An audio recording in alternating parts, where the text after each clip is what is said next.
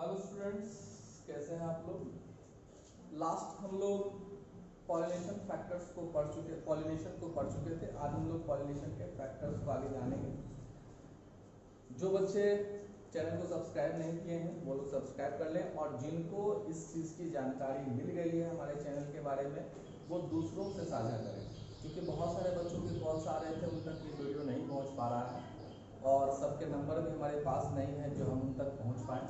तो इसलिए आप लोग अपने मित्रों से हमारे चैनल्स के लिंक को सब्सक्राइब करने के लिए शेयर करें, ताकि वो भी हमारे वीडियो को देख सकें। ये आपको करना है, तो इस बात पर आप लोग ध्यान दीजिएगा ताकि हर किसी को इसका लाभ मिल सके। चलिए अब हम लोग शुरू करते हैं आज के हमारे नए टॉपिक्स, फैक्टर ऑफ पॉलिनेशन को।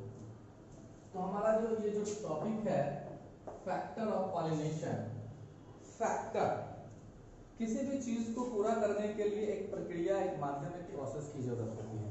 पॉलिनेशन में हम लोगों ने क्या बताया कि पॉलिनेशन या परागन एक ऐसी प्रक्रिया है जिसमें परागकण परागकोश से निकलकर वर्तिकाग्र में पहुंचता है। यानी कि एंथर के अंदर भरे हुए पॉलन ग्रेन्स जो हैं, जब बहुत सारे उसमें भर जाते हैं तो वो डिहाइजेंस हो जाता है, विस्फुटित होता है, उसके बाद परागकण बाहर आता है और फिर कई फैक्टर्स के माध्यम से वर्तिकाग्र तक, स्टिग्मा तक पहुंचता है। तो इन सभी घटनाक्रमों के लिए हम लोगों ने पिछले टॉपिक्स में एक चीज देखा था कि परागन क्या है, ये हमने आपको बताया। उसके दो टाइप्स हमने आपको बताए थे, self pollination and cross pollination. Self pollination में क्या हुआ था, स्वपरागन, यानी कि कोई प्लांट जो है, कोई पौधा जो है स्वयं तक, यानी एक ही पौधा है उसी के फ्लावर में पॉलिनेशन हो रहा है, प्लांट एक ही है वहीं तक पॉलिनेशन सीमित है, ये सेल्फ पॉलिनेशन के लिए था। दूसरा कैरेक्टर था आपका क्रॉस पॉलिनेशन का, जिसमें कि अलग अलग प्लांट्स तक पॉलिनेशन को जाना था, और ये फैक्टर उसी के लिए है। क्रॉस पॉलिनेशन का जो फैक्टर है वो इसलिए जरूरी है क्योंकि सेल्फ पॉलिनेशन में तो एक प्लांट तक सीमित है, वो अपने प्लांट तक ही सारे पॉलिनेशन को कर सकता है, जैसा कि हम लोग ऑटोगैमी, जिनेटोगैमी में देख चुके हैं। लेकिन क्रॉस पॉलिनेशन में ऐसा पॉसिबल नहीं हो पाया था। तो क्या रीजन है, क्रॉस पॉलिनेशन को चाहिए फैक्टर, अगर उसको फैक्टर्स नहीं मिलेंगे तो कभी भी पॉलिनेशन नहीं कर पाएगा। याद होगा हमने आपको बताया था कि पॉलिनेशन के दो फैक्टर्स हैं। पहला फैक्टर हमने आपको बताया था एबायोटिक फैक्टर, जिसको हम लोगों ने नाम दिया था अजैविक घटक, ठीक।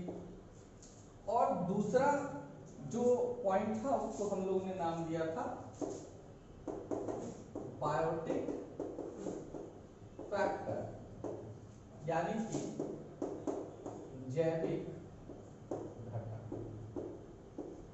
अब आपको हम बायोटिक और एबायोटिक के पॉइंट्स को हम लोग आपको क्लियर कर देते हैं। जितने भी सजीव श्रेणी के माध्यम से अगर पॉलिनेशन होता है तो आप क्या कहेंगे, अगर निर्जीव श्रेणी के माध्यम से पॉलिनेशन होगा तो क्या कहेंगे। देखिए पॉलिनेशन के फैक्टर में ये एक चीज मस्ट है कि अगर पॉलिनेशन नॉन लिविंग थिंग्स के माध्यम से होता है, जैसे ये नॉन लिविंग के थ्रू होता है, अब इसमें कौन आ रहा है, बाय एयर, बाय वाटर, ठीक है, जिसको हम लोग कह सकते हैं वायु द्वारा, कह सकते हैं जल द्वारा। तो अब देखिए वायु और जल, वाटर और आपका एयर, दोनों ही क्या है, दोनों ही आपका निर्जीव यानी नॉन लिविंग थिंग्स है, ठीक है।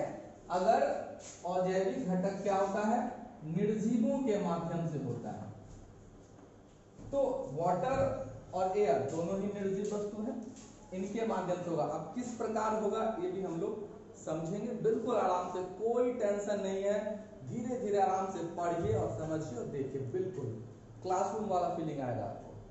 देखिए तो जैविक घटक में अब हम लोग देख लेते हैं कि इसमें क्या क्या आता है। तो सबसे पहले हम आपको क्लियर कर देंगे कि जो बायोटिक फैक्टर है, यहाँ पे हम लोग नॉन लिविंग लिए निर्जीव, यहाँ पर आ जाएगा लिविंग यानी कि सजीवों के द्वारा। तो ये जो फैक्टर होता है वो किसके माध्यम से होगा? सजीवों के माध्यम से। जैसे बाय इंसेक्ट्स, कीट द्वारा। दूसरा सेक्शन लेते हैं बाय बर्ड्स, पक्षी द्वारा। तीसरा लेते हैं बाय बैट्स, चमगादड़ द्वारा।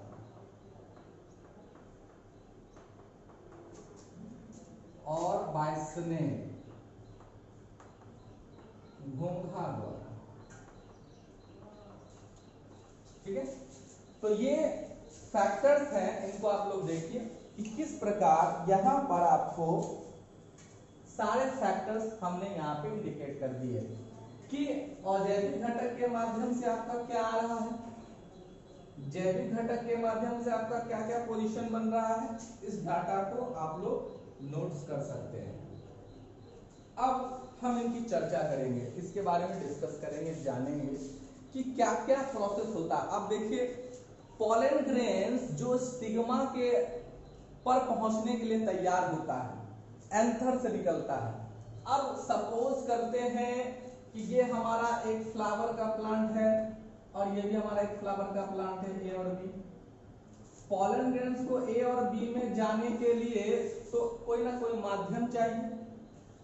जब तेज हवाएं चलती है तो पॉलन ग्रेन्स जो उड़कर विभिन्न स्टिग्मा पे पहुंचने का काम करते हैं। दूसरा, बहुत सारे जो जलीय पौधे होते हैं उनके परागकण जल में तैरते रहते हैं, तो वो तैरते तैरते दूसरे फ्लावर के स्टिग्मा तक पहुंच जाते हैं। लिविंग थिंग्स की बात करें तो कीट का माध्यम समझ रहे हैं आप, देखते हुए पुष्पों के ऊपर बहुत सारे कीट, मधुमक्खी, तितलियां, भौरे घूमते रहते हैं। उनके बॉडी से चिपक कर भी बहुत सारे माध्यमों से वो पहुंच जाते हैं। बर्ड्स भी यही करता है, बैट भी यही करता है, स्नेल भी यही करता है। तो ये सभी माध्यम है पॉलिनेशन को कंप्लीट कराने के लिए। क्रॉस पॉलिनेशन के लिए माध्यम चाहिए। जब तक उनको पॉलन ग्रेन्स नहीं मिलेगा तब तक नहीं आएगा। एक बच्चे ने हमसे प्रश्न किया था कि सर जो पॉलिनेशन होगा वो पॉलिनेशन के लिए इंसेक्ट कैसे जिम्मेदार हो जाता है। तो हमने अभी हम आपको बता देते हैं कि हम लोग कैसे मतलब वहां तक पॉलिनेट पहुंच जाता है। तो हमने बताया था उसको, और अभी आप सुन रहे होगे तो तुम लोग सुन लोगे कि जितने भी बर्ड्स होते हैं वो बहुत तरीके से कभी फल को खाने के लिए या पुष्पों को खाने के लिए कई तरह के माध्यमों का हिस्सा बनते हैं, और या तो वो कुछ खाकर छोड़ देते हैं या फिर उनके साथ साथ ही उड़ते हुए किसी तरह से वहां तक पहुंच जाता है। ये एक माध्यम है। एक और प्रश्न बच्चों का आया था कि जो परागण की क्रिया हो रही है क्या उसके लिए जो फैक्टर है वो फैक्टर स्वपरागण पर भी लागू होगा? जी बिल्कुल नहीं।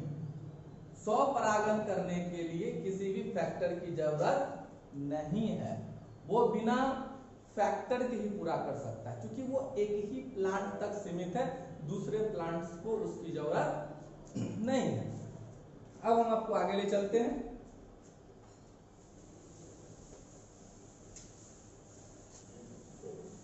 अब हम लोग जो है आगे देखते हैं, आपको बताते हैं कि जैसे सबसे पहले हम लोग डिस्कस करते हैं एबायोटिक फैक्टर।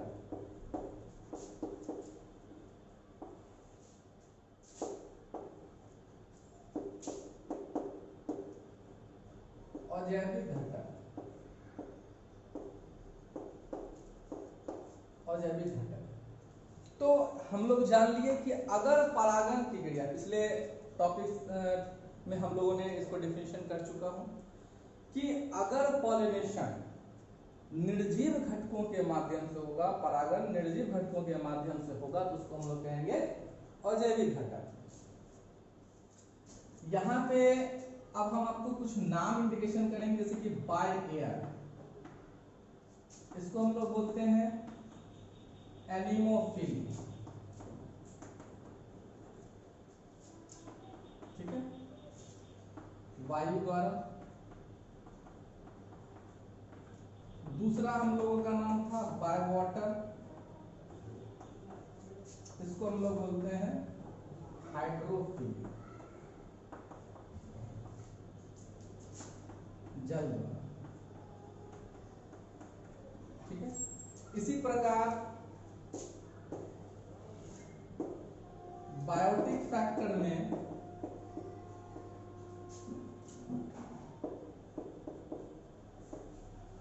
जैविक घटक को देखते हैं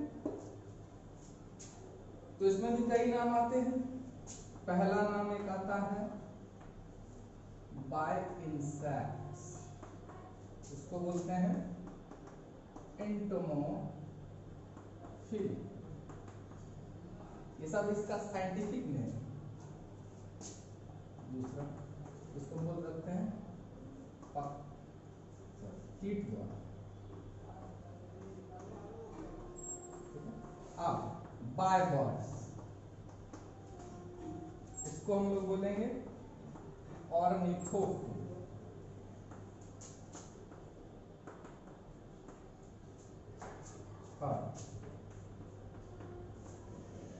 बाय बैट्स, इसको बोलेंगे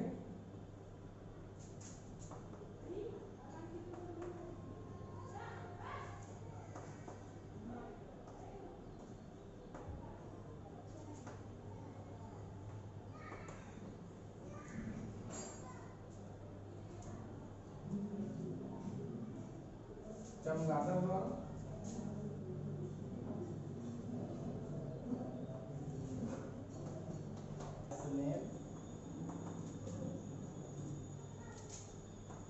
मेल्कोफिल,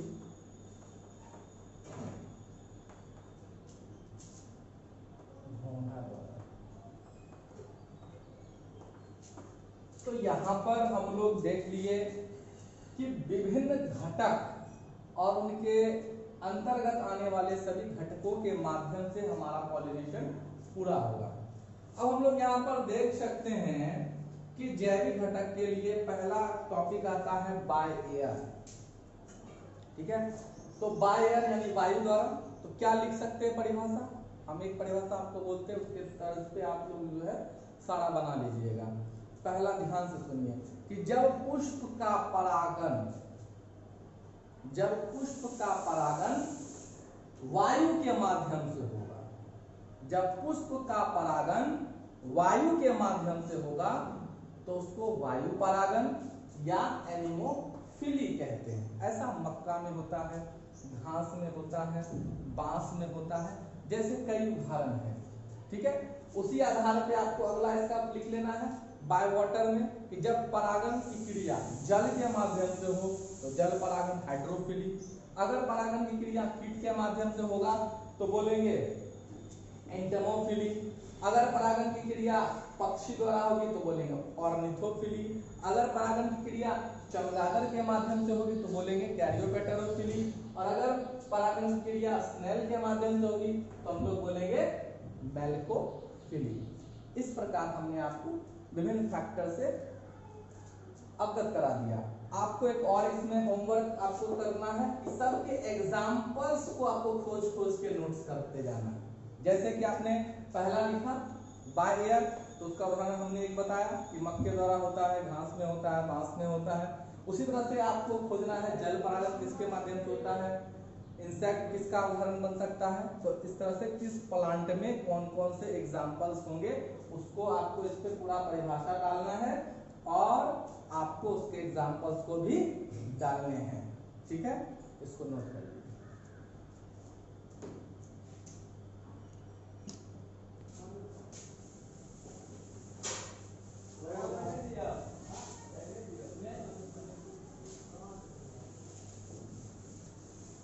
इसके उसके बाद हम लोग देखेंगे कि किसको क्या कहते हैं। एक आपको और काम करना है, हमने आपको सेल्फ पॉलिनेशन के बारे में बता दिया, क्रॉस पॉलिनेशन के बारे में बता दिया। दोनों का डिफरेंसेस आपको लिखना है, दोनों के डिफरेंसेस को लिखना है, अंतर लिखना है कि स्वपरागन और परपरागन में क्या अंतर है। ठीक है, कोई 5 अंतर आपको लिखना है, या तो आप हमको कमेंट के बॉक्स में आप अंतर लिख के दे सकते हैं, या आप हमको व्हाट्सअप कर सकते हैं। ये आपका एक वर्क है। उसके बाद हम आज आपको एक और महत्वपूर्ण टॉपिक बताते हैं, पॉलन फिस्टिल इंटरैक्शन।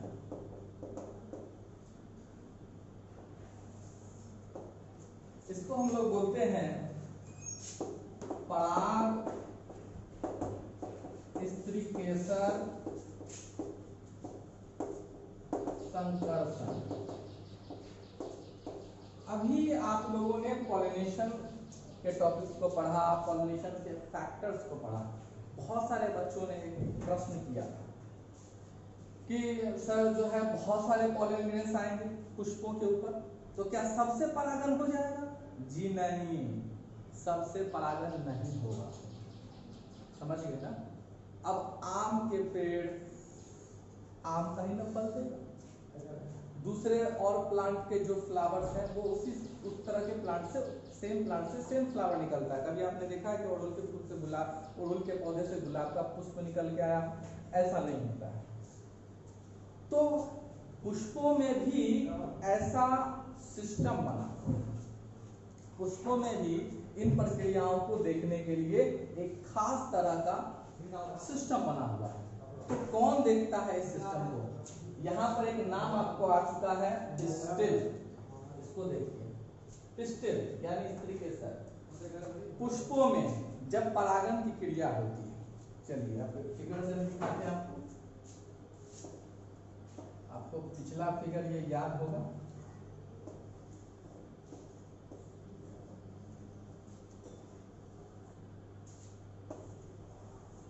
ठीक है, तो जब पॉलिनेशन शुरू होता है तो ढेर सारे परागकण,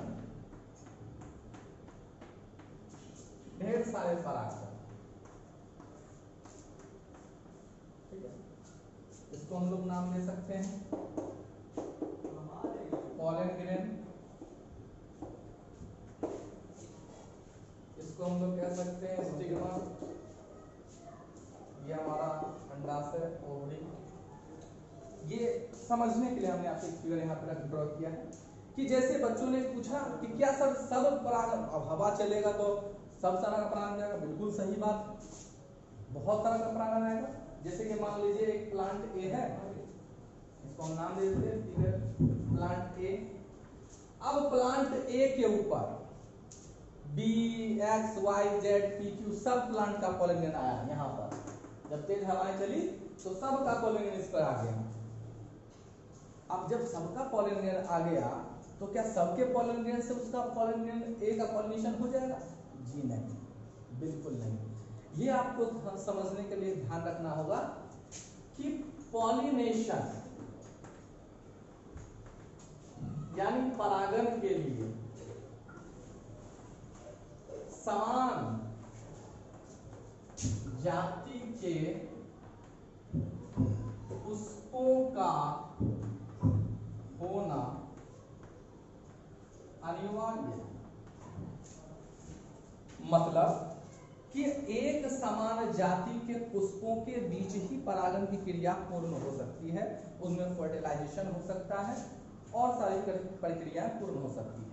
तो पॉलन फिस्टिल इंटरेक्शन क्या होता है, अब उसको गौर से सुनिएगा कि जब पुष्प का परागन प्रारंभ होता है तो क्या होता है कि पुष्प के परागकण परागकोश से निकलकर स्टिग्मा पर पहुंचते हैं। स्टिग्मा पर आ गए, सैकड़ों परागकण आ गए, जैसा आप लोगों ने पूछा था कि सैकड़ों परागकण आ गए एक्स वाई जेड।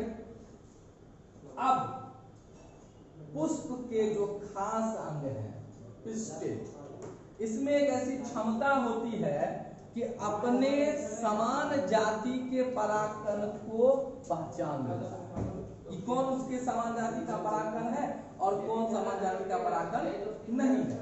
तो जो समान जाति का परागकण होता है उसको ही पुष्प के अंदर एंट्री की आज्ञा मिलती है और बाकी सबको जो है पिस्टिल बाहर ही रोक देता है, उसको प्रवेश करने अंडाशय में नहीं देता है।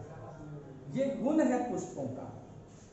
कई बार ऐसे भी होते हैं कि इतने सारे परागकण यहाँ पे स्टिग्मा पे आके भर जाते हैं कि जो समान जाति के परागकण आने के बाद भी उसको मार्ग नहीं मिल पाता है, जिससे कि वो अंदर प्रवेश नहीं कर पाता है और वैसे पुष्पों का परागण भी कई बार अवरुद्ध हो जाता है। ये भी सच्चाई। तो सैकड़ों परागकण आने की कई त्रुटियां भी। हमने एक आपको वर्क दिया कि अंतर ढूंढने का, आप अंतर ढूंढिएगा, उसमें से एक अंतर आपको यही बता देते हैं कि पॉलिनेशन के क्रम में सैकड़ों परागकण की बर्बादी भी होती है। जहां पर 100 परागण हो रहा है तो वहां पर क्या होगा, सिर्फ और सिर्फ एक प्लांट तक सीमित है तो वो प्लांट तक सीमित परागकण ही इस्तेमाल होगा, ठीक है। लेकिन फैक्टर्स, जब एबायोटिक फैक्टर के बाद हम बायोटिक फैक्टर की ओर आते हैं तो वहां पे तो परागकण सीमित नहीं रहेगा, उसको प्लांट ABCD कहीं पहुंचना होगा, तो उसके लिए उसको अलग अलग दिशाओं में जाना पड़ता है फैक्टरों के माध्यम से। तो वहां पर ये कंडीशंस बनते हैं।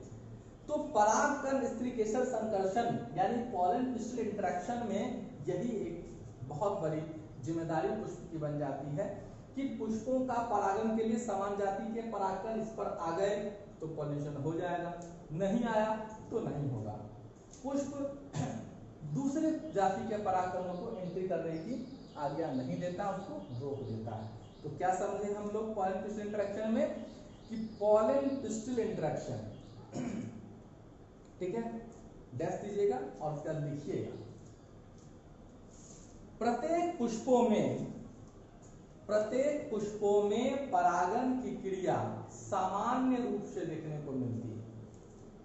प्रत्येक पुष्प में परागण की क्रिया सामान्य रूप से देखने को मिलती है, जिसमें पुष्प के परागकण परागकोश से निकलकर वर्तिकाग्र पर पहुंचते हैं,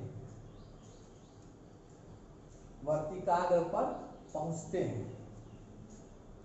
परंतु सैकड़ों परागकण पहुंचने के बाद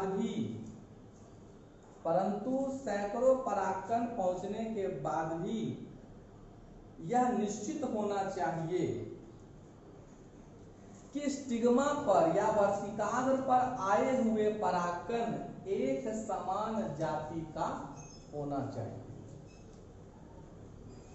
क्योंकि पुष्प के परागकणों को पहचान करने के लिए उसमें स्त्री केसर या पिस्टिल पाया जाता है, जिसमें ऐसी क्षमता होती है कि अपने समान जाति के परागकण की पहचान कर लेता है, जिसे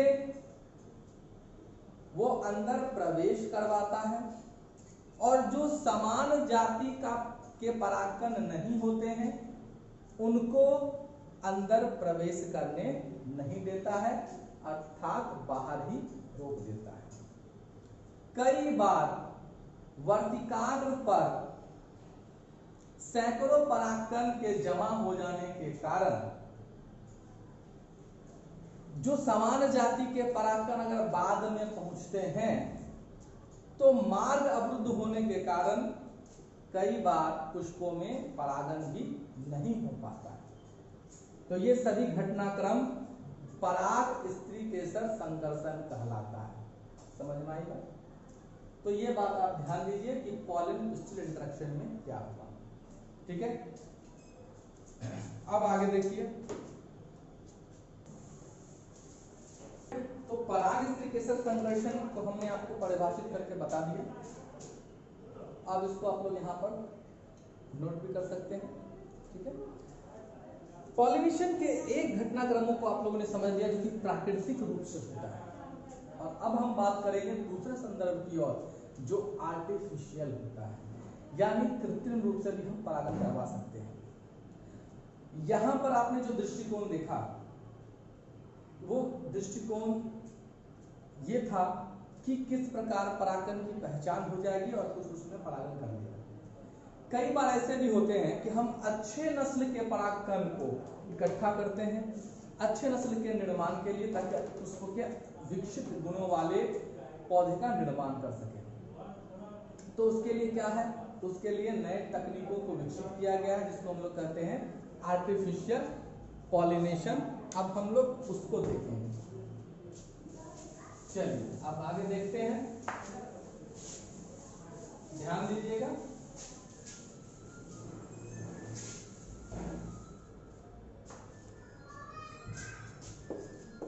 आर्टिफिशियल पॉलिनेशन इसको बोलते हैं कृत्रिम परागण। परागण पढ़े, आप कर रहे हैं कृत्रिम परागण, ठीक है। तो यहां पर हम लोग देख रहे हैं कि कृत्रिम परागण, नाम स्पष्ट हो गया, वहां पे प्राकृतिक घटनाक्रमों के माध्यम से हो रहा था, जल, वायु, कीट वगैरह वगैरह। यहां पर कृत्रिम माध्यम से होगा। तो इसमें क्या कह सकते हैं कि जब किसी पुष्प के परागकण को अपने इच्छा अनुसार पुष्प के वर्तिकाग्र तक पहुंचा दिया जाता है, तो उसे ही कृत्रिम परागण कहते हैं।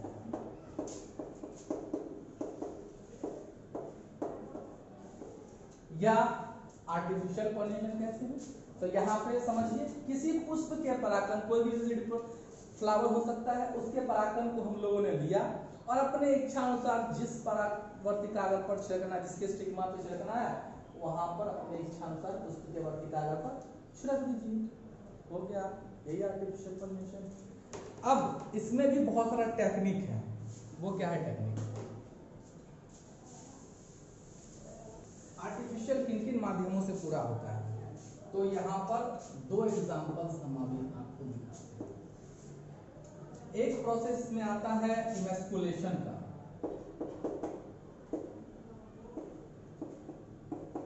जिसको हम लोग बोलते हैं विपुंसन। आर्टिफिशियल का प्रोसेस है। और दूसरा है बैगिंग।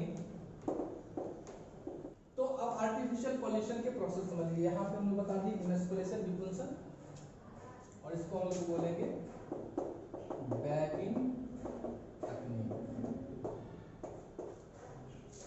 इसका एक और नाम आता है बोरा वस्त्रावरण,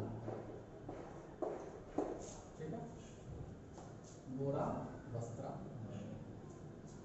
अब आपको हम बताते हैं कि इसमें और उसमें दोनों के अंतर्गत जो प्रोसेस चल रहा होता है, कि आर्टिफिशियल पॉलिनेशन के अंतर्गत कौन कौन सा आता है? इमेस्कुलेशन या विपुंसन, ठीक है, बैगिंग टेक्निक या बोरा वस्त्रावरण। विपुंसन में क्या होता है समझिए। विपुंसन में क्या होता है? किसी पुष्प के पराग कोश को किसी धारदार वस्तुओं से काट कर हटाने की प्रक्रिया को विपुंसन कहते हैं, ठीक है। किसी पुष्प के परागकोश को किसी धारदार वस्तु से काट कर हटाने की प्रक्रिया को विपुंसन कहते हैं। तो बैगिंग तकनीक में क्या होता है, अब समझ लीजिए कि कोई पुष्प है? जैसे यहाँ पे देख लीजिए कोई पुष्प है, इसका ये परागकोश हो गया। तो अभी के इमेस्कुलेशन में क्या हुआ, पहले इसको काट के अलग कर लिए। जब इसको काट कर हमने अलग कर लिया, यानी कि परागकण को पुष्प से अलग कर दिया। ऐसा क्यों करते हैं, ये अगले पॉइंट में समझेंगे। पहले हम लोग ये समझ लेते हैं कि विपुंसन में हमने क्या किया। तो विपुंसन में ये करना है, किसी धारदार वस्तु से परागकण को काट कर हटा देंगे। अब बोरा वस्त्रावरण या बैगिंग तकनीक क्या होगा, विपुंसन के पश्चात पुष्प को किसी प्लास्टिक थैली या बटर पेपर से ढकने की विधि,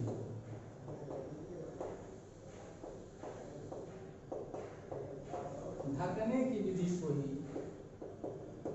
बैगिंग तकनीक।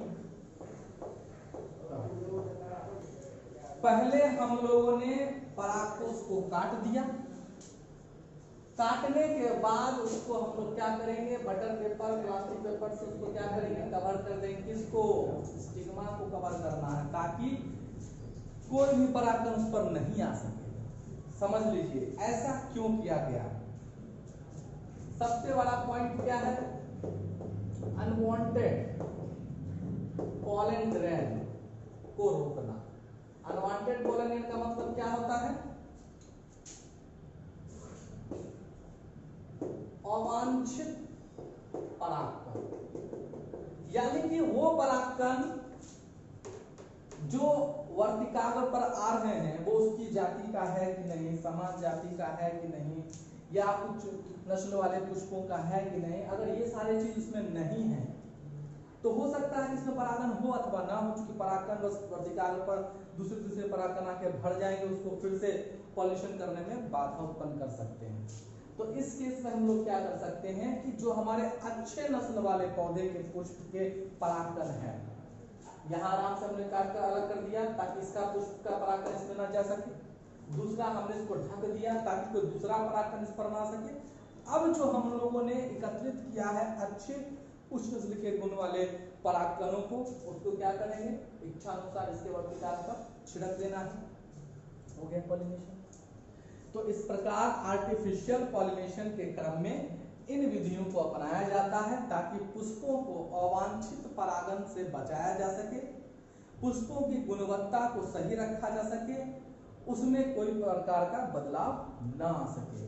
ऐसा करने से कई तरह के फैक्टर्स क्लियर हो जाते हैं। एक तो पुष्पों का बेहतर गुण और नस्ल बना रहता है, उसमें किसी भी प्रकार की खराबियां नहीं आती है।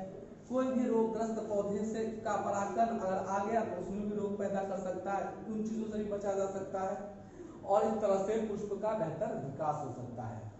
साथ ही साथ हम कम समय में अधिक से अधिक पुष्पों का परागण भी इसके माध्यम से कर सकते हैं। तो ये सभी महत्वपूर्ण तथ्य हैं आर्टिफिशियल पॉलिनेशन के। समझ में आया बात? देख लीजिए, नोट कर लीजिए।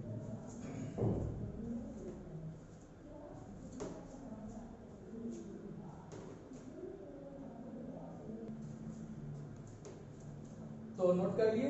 इस प्रकार आप लोग जो है बताए गए टॉपिक्स को लगातार पढ़िए, देखिए, उसको याद करते जाइए, नोट करते जाइए, और सभी बच्चों से अनुरोध है कि अपने जानकारी में जो भी छात्र हैं उनको सब्सक्राइब करवाइए, ठीक है, क्योंकि वो भी इस चीज़ों को देख सके, उनका लाभ ले सके, वो भी पढ़ सके। तो ध्यान रखिए, लगातार डाले गए वीडियो को आपको देखते रहना है, पढ़ते रहना है, रिवाइज करते रहना है और याद करते रहना है, ठीक है। तो घर पे रहें, सुरक्षित रहें, सतर्क रहें।